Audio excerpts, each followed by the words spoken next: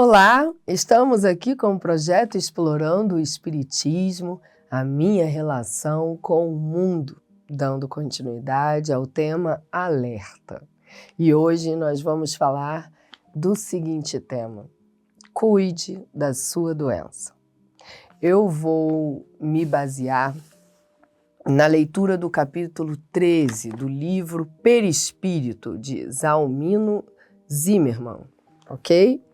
Esse livro explica tudo que a gente precisa saber dentro de uma forma, uma linguagem resumida, vamos dizer assim, sobre o perispírito. E olha a grossura do livro, hein? Né? E é resumida. Perispírito é um tema muito complexo, muito profundo. A gente precisa de muitos estudos paralelos, né? E complementares para conseguir compreender. E o capítulo 13 desse livro fala das enfermidades, né? Então, vamos lembrar que dentro do nosso programa, nós tivemos episódios em que explicamos sobre a existência do perispírito, que é uma roupagem semimaterial que une o corpo físico ao espírito, né? O espírito é uma inteligência e o corpo físico é a matéria bruta. Então, nós retiramos do fluido cósmico universal fluidos que vão construir essa roupagem semimaterial, justamente para unir um corpo de matéria bruta à inteligência, que é o espírito, certo? Pois bem, para falarmos de doença, precisamos considerar o perispírito, porque como ele é justamente uma roupagem fluídica, né, que nos une ao corpo físico, ele espelha dos dois lados o que está acontecendo, ou seja, aquilo que eu, espírito, penso se transmite através do perispírito para o corpo físico. E aquilo que eu sinto no corpo físico, que acontece, na verdade, no corpo físico, se transmite para o espírito, né? Para mim, para minha mente, através do perispírito. Pois bem, então, é dessa maneira que eu vou interagindo integralmente, né, com o corpo físico. A gente une, então, a inteligência ao corpo físico através do perispírito e formamos, assim, o corpo humano, né? A existência humana, onde eu sou o espírito, a inteligência, e estou vestindo uma roupagem física através desse corpo fluídico. E quando eu desencarno, o corpo físico se transforma e fica no mundo de matéria bruta, não é assim? Fica por aqui. Eu, espírito, inteligência que sou, então sigo a minha caminhada espiritual e levo comigo o perispírito. Esse corpo fluídico vai comigo. E aí eu vou utilizando dessa roupagem semimaterial, que é o perispírito, para outras finalidades. O objetivo do nosso episódio de hoje não é falar do perispírito, ok? Mas se te provocou uma curiosidade, eu indico então que você faça o estudo sistematizado da doutrina espírita. É um estudo que acontece uma vez a cada semana, né? Uma aula que dura 1h30, mais ou menos, uma vez por semana, em que a cada semestre nós vamos aprofundando mais o conhecimento da doutrina espírita. E nesse estudo a gente dedica, né, horas de entendimento sobre o perispírito. Tá bom? Não vamos aprofundar aqui porque não é o objetivo do tema de hoje. Mas, como eu disse, para falarmos da doença a gente precisa falar do perispírito, porque esse corpo fluídico que nos serve, né, para conexão com o corpo físico, registra toda a memória de experiências vividas. Olha que interessante. Quer dizer, ao desencarnar, o corpo físico fica no mundo da matéria bruta. E quando eu sigo a minha caminhada espiritual, levo comigo esse corpo fluídico com as marcas, com as cicatrizes de tudo aquilo que eu vivi no mundo físico. São tecidos fluídicos que vão se modificando à medida que eu vou vivenciando experiências. Eu cortei a minha mão, o perispírito, então reflete essa marca. Eu senti uma tristeza, essa tristeza, esse sentimento, essa emoção modifica os tecidos do perispírito, desse corpo fluídico. Por isso nós somos tão vulneráveis, não só aos acidentes de matéria bruta, que afetam o organismo físico, mas também e principalmente às movimentações mentais. Porque quando eu, espírito, penso, eu transmito, então, ao meu corpo fluídico, ao perispírito, esses pensamentos, essas emoções e sentimentos que são provocadas a partir do que eu penso.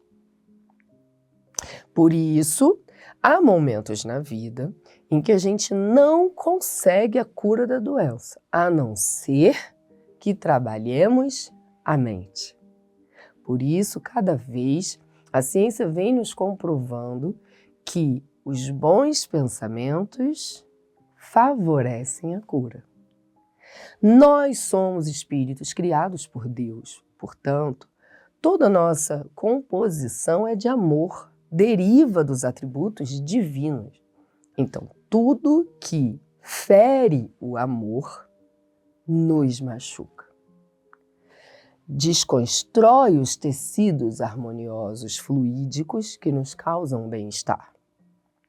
E toda a promoção do amor reconstrói esses tecidos favorecendo o nosso equilíbrio e a nossa harmonia, porque fomos criados para amar. Toda a lei divina se baseia no amor. Pode perceber que quando a gente tem conflitos, a gente tem dificuldade de dormir, os pensamentos já começam a se perturbar e é muito natural que tenhamos a nossa imunidade prejudicada, né? E aí a gente começa a adquirir doenças físicas. Então, falando do capítulo 13, perispírito e enfermidade, vou resumir aqui, né, o que nos leva à doença. Vamos lembrar que nós viemos ao mundo físico para aprendermos, para nos transformarmos, para crescermos, amadurecermos, não é assim? Nós interagimos com o mundo para confrontarmos quem somos, para conhecermos a lei divina, a lei natural da vida e irmos desenvolvendo a nossa inteligência intelectual e moral, nos integrando à lei de amor, ok? Esse é o objetivo de estarmos aqui, já falamos isso em outros episódios. Qualquer coisa, dá uma voltada lá no início do programa. Os primeiros episódios a gente fala bastante do objetivo da vida no mundo físico. Pois bem, então tudo que eu tenho aqui nesse mundo físico é uma proposta educativa, ok? E falamos sobre ação e reação, né?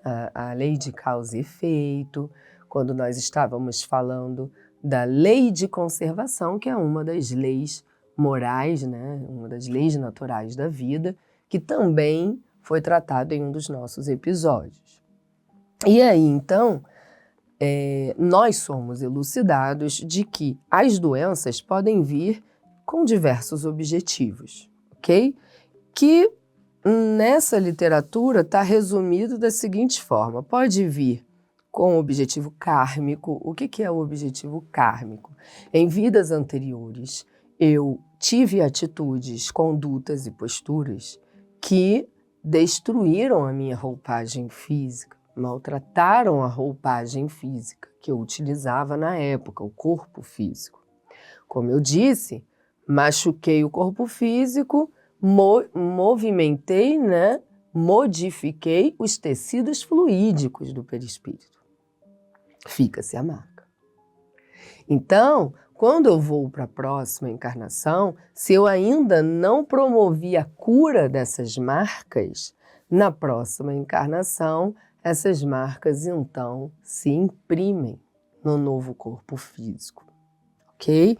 Então existem sim as doenças que nós trazemos que são marcas do passado, né? O mau uso que fizemos da roupagem física. Temos também as invigilâncias mentais. Então, às vezes, eu adquiro doenças porque venho alimentando pensamentos coléricos de baixa frequência. E ao ter esse tipo de pensamento, eu também modifico os tecidos fluídicos, causando um desequilíbrio no meu perispírito. E isso se imprime no corpo físico, né? Através de doenças.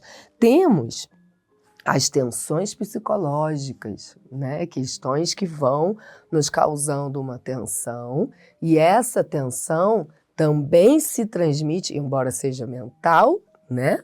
Se transmite ao corpo fluídico, modificando também a sua configuração.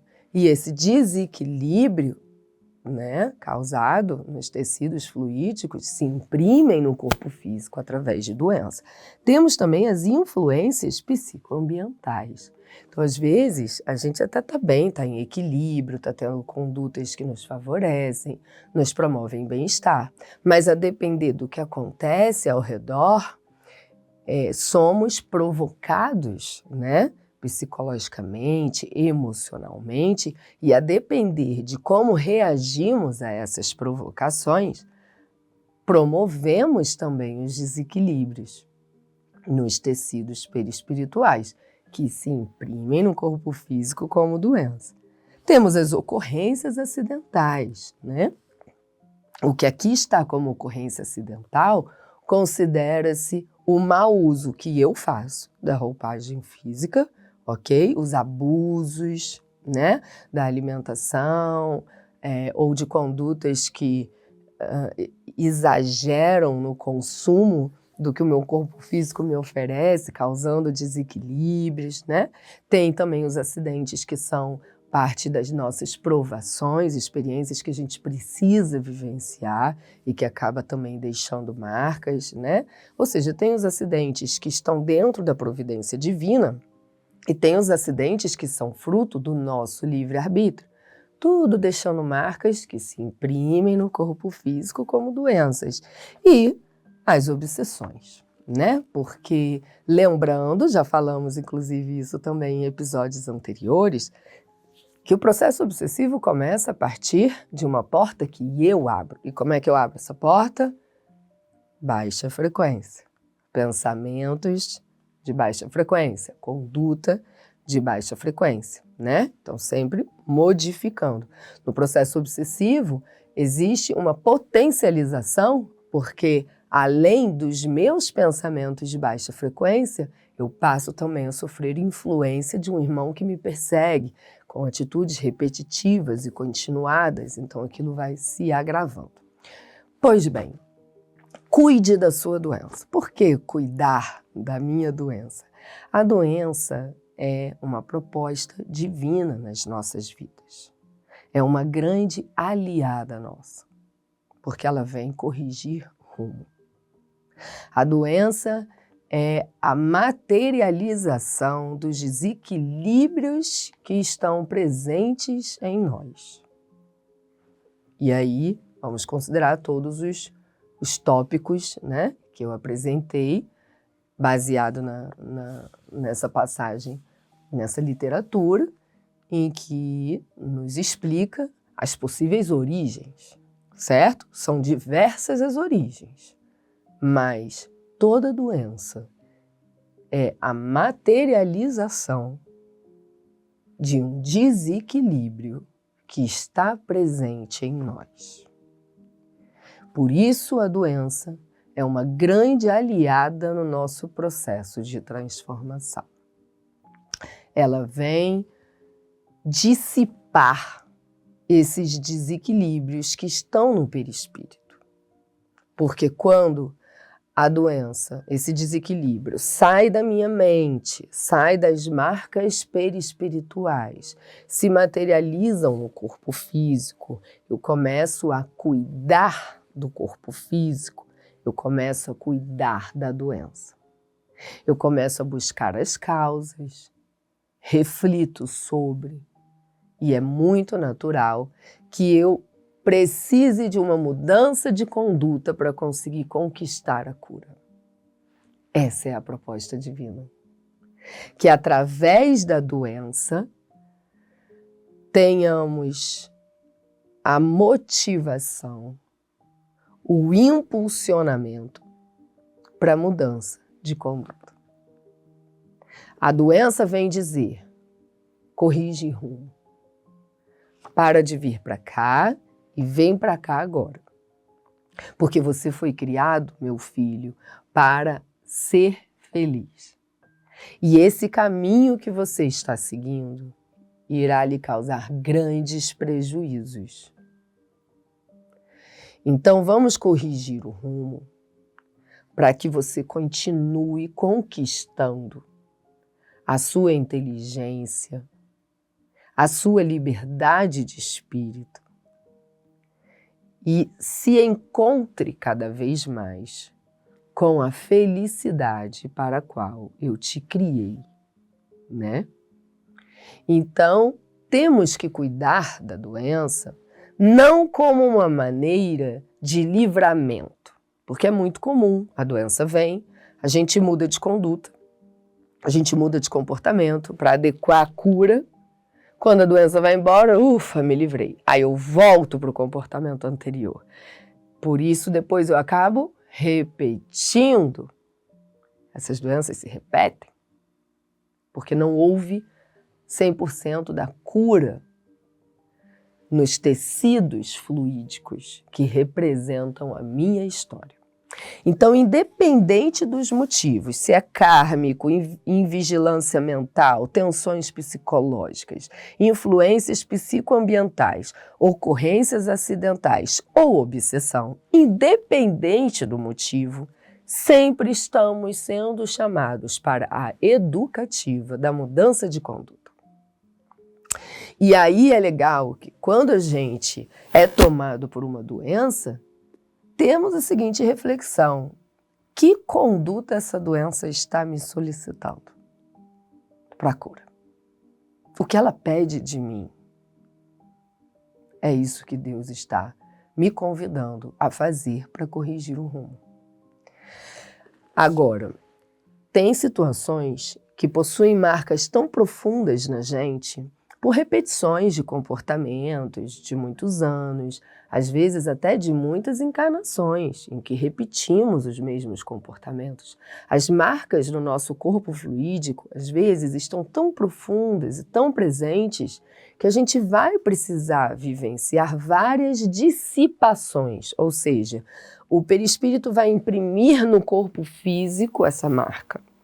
A gente adoece, a gente cura, a gente trata, busca os meios de resolver, consegue melhorar, daqui a pouco vem de novo. Não significa que eu não estou melhorando, significa que eu estou preparado para tratar, para curar mais uma parte dessa marca.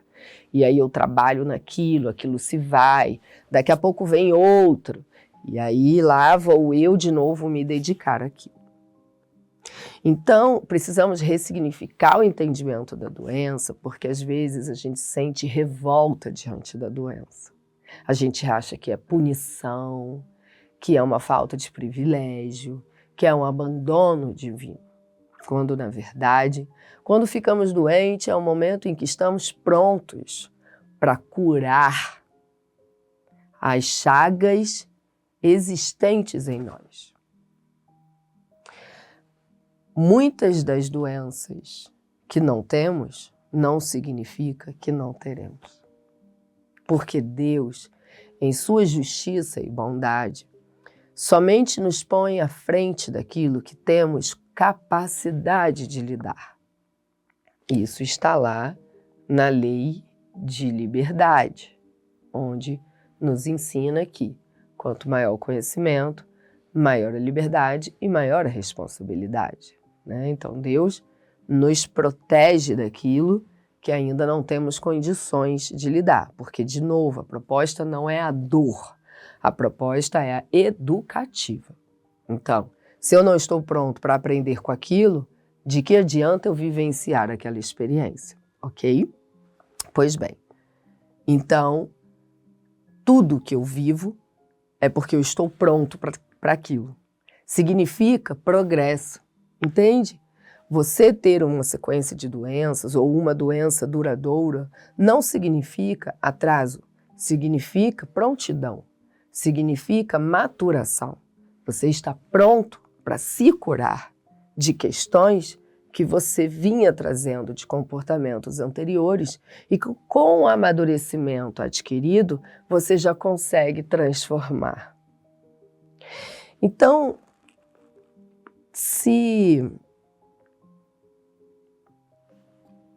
afinize com essa doença, no sentido de compreender que ela expressa você mesmo, a sua história, suas condições psíquicas, emocionais e espirituais. Converse com você mesmo sobre qual proveito você pode tirar disso. Busque os recursos, os mecanismos de cura e seja disciplinado. Porque se você quiser fugir disso, fingir que não está acontecendo e não fizer o que é necessário pela cura, você somente vai agravar a situação. Cada vez você terá que lidar com uma marca mais profunda e os exercícios da cura exigirão maior esforço.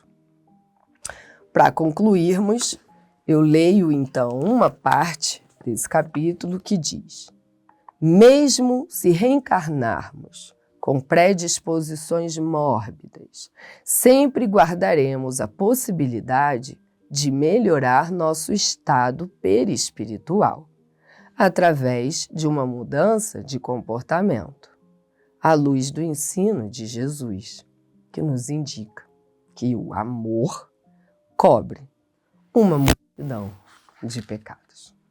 Semana que vem, então, a gente se encontra, onde falaremos do alto amor, um grande instrumento na nossa trajetória evolutiva. Até lá!